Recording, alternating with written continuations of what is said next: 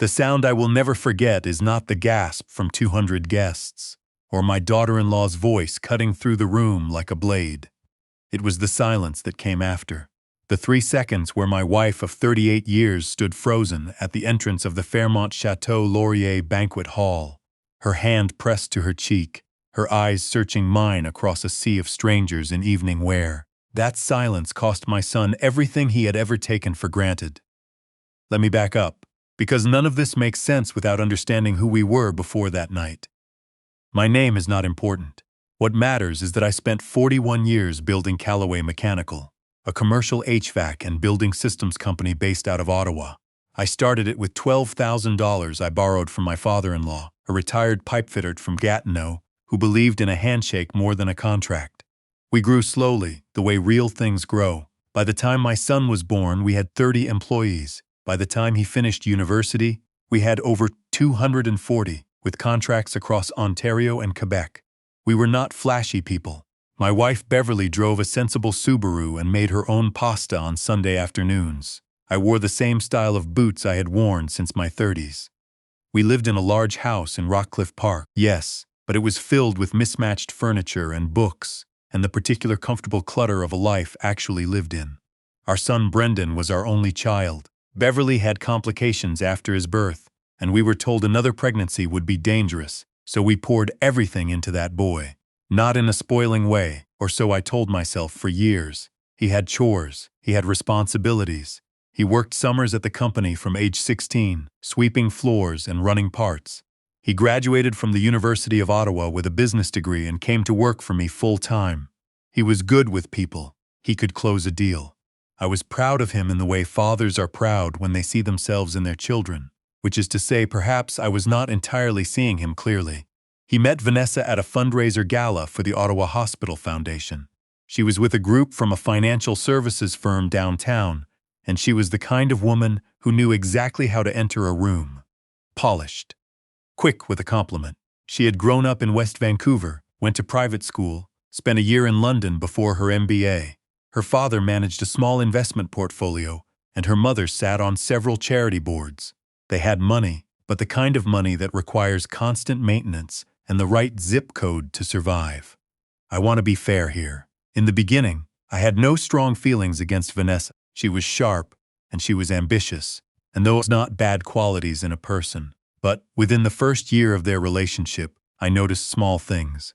She referred to Beverly's hometown of Pembroke as that little place up the valley, with a tone that was not quite a smile. She would arrive at Sunday dinners 40 minutes late without apology, and then spend the evening on her phone.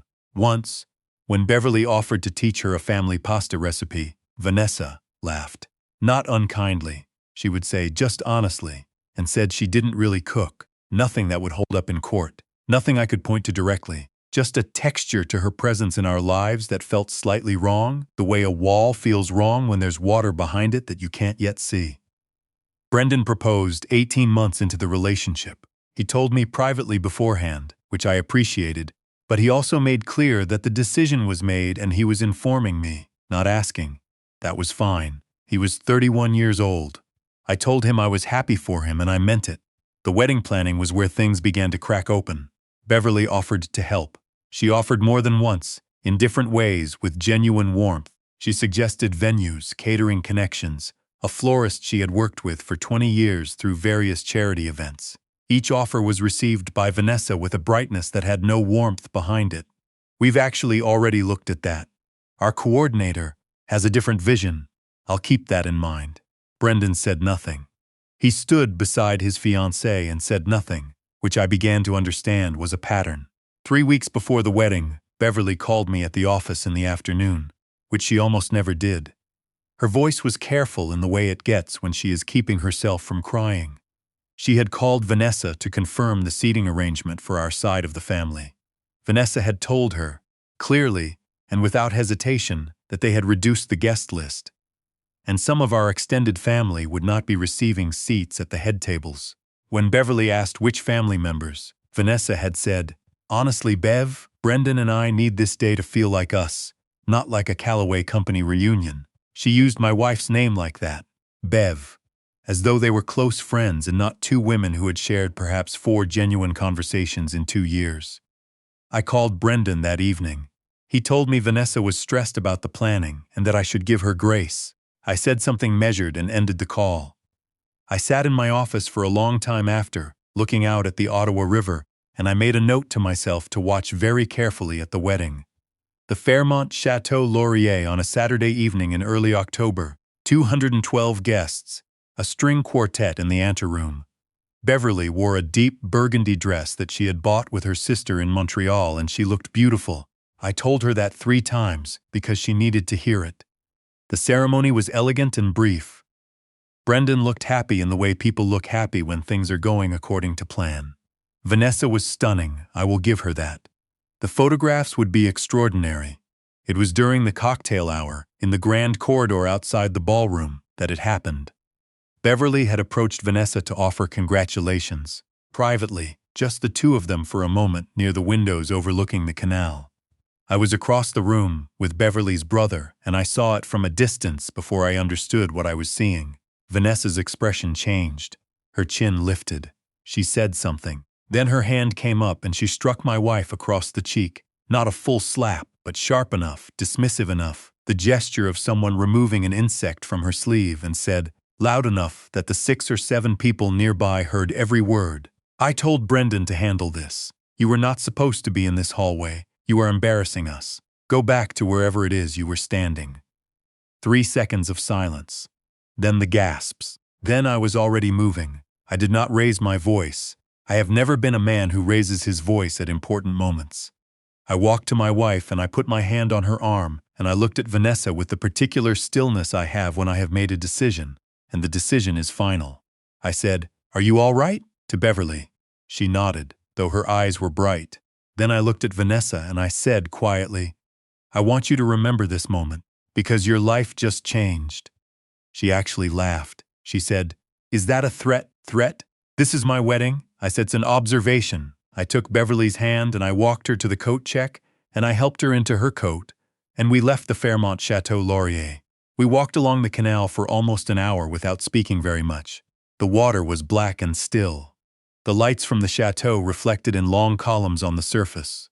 Beverly held my arm and I could feel her working through something private that she would share with me later, in her own time, in her own way. Brendan called 3 times before midnight. I did not answer. He left a voicemail. He said that Vanessa was overwhelmed and not herself, and that he was sure I understood. He said he hoped we could talk in the morning. He said, "Dad, she's my wife now. I need you to be willing to work through this." I played the message twice. Then I set my phone face down on the bedside table, and I looked at the ceiling for a long time. The next morning I drove to the office before 7. I called my lawyer, a woman named Frances Okafor, who had handled our corporate work for 11 years. I told her what had happened. She asked several questions in her precise way. Then she told me what my options were. I also called my accountant. Then I called the 2 board members of Callaway Mechanical who were not family. I had conversations that lasted most of the morning. By 11 o'clock the following Monday, I had begun the process of restructuring Brendan's role in the company. His title remained, but his signing authority was suspended pending a review. His company vehicle was recalled. His expense was frozen. His annual salary continued. Because I am not cruel, but his profit-sharing stake, which I had been gradually transferring to him over the previous 4 years, a transfer that was not yet complete, was halted where it stood. The remaining shares would not be transferred. I also called the bank and removed Brendan's name from the line of credit attached to the personal guarantee I had been co-signing for him on the condo they had purchased in Westboro. He would need to refinance on his own within 90 days or face default. I did not do any of this in anger. I want to be clear about that, because I know how it sounds. I did it because I had spent 31 years teaching my son that actions have consequences and character has a cost, and I discovered that the lesson had not taken. And there is a particular kind of grief in that discovery that I am not able to fully describe. It is the grief of looking at something you built and realizing you cannot identify the flaw, which means the flaw may have been in the building all along. Brendan came to the house 3 days after the wedding. He was back from the honeymoon, a short one, 4 days in Montreal. because they had planned a larger trip to Portugal for January. He sat across from me at the kitchen table, and he looked tired. He looked, for the first time in years, like someone who was not entirely certain of himself. He said that what Vanessa did was wrong, and he was sorry. I asked him why he had not said that to his mother in the moment. He was quiet for a while. Then he said he hadn't wanted to cause a scene at the wedding. I said, "She caused a scene at the wedding. You chose not to respond to it. Those are different things." He said he understood that now. I told him I believed he understood it intellectually. I told him I was not yet certain he understood it the way a man needs to understand something before it changes him. I told him about the changes at the company. I watched his face while I explained it. He went through several expressions in quick succession: shock, then something that looked briefly like anger, then something more complicated and harder to name.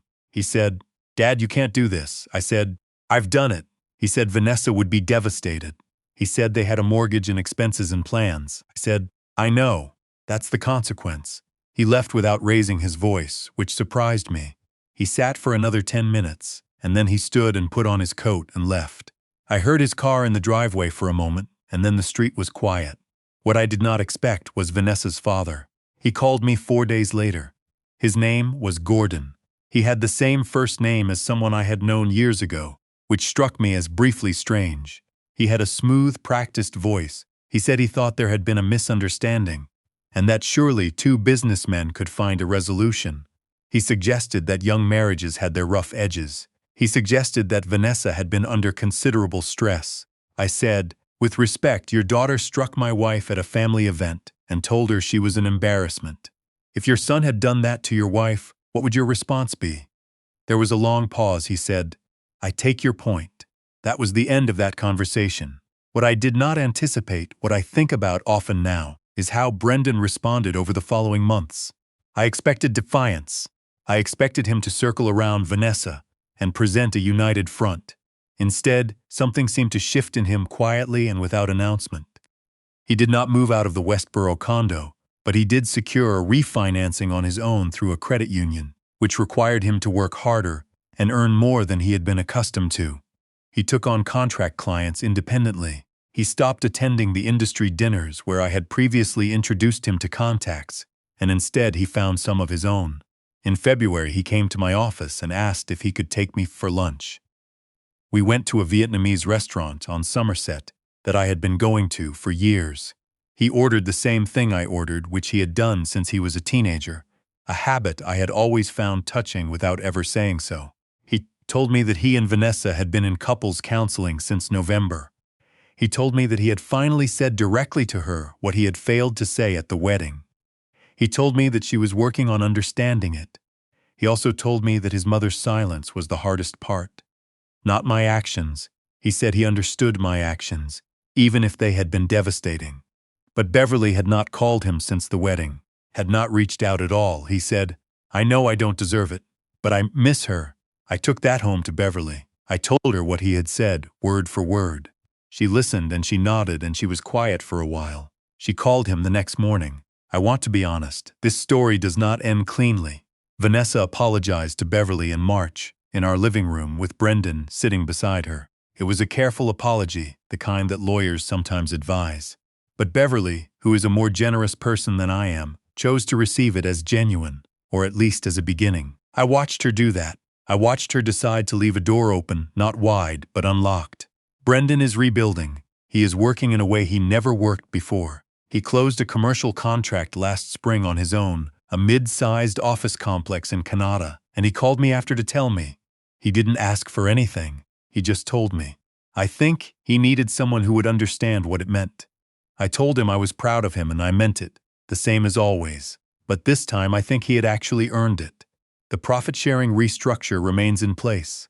The shares remain where they are. We have not discussed reversing any of it, and Brendan has not asked. I think he understands that some things, once changed, do not go back. And I think he is beginning to understand that this is not punishment. It is simply the shape that the world has when the softness is removed. Beverly keeps a photograph on the mantel from a dinner we had last autumn, the four of us at a restaurant near the market. Nobody is performing for the camera. Brendan is looking at his mother and laughing at something she said. Vanessa is looking at the table, but her shoulders are down, and she is not performing either.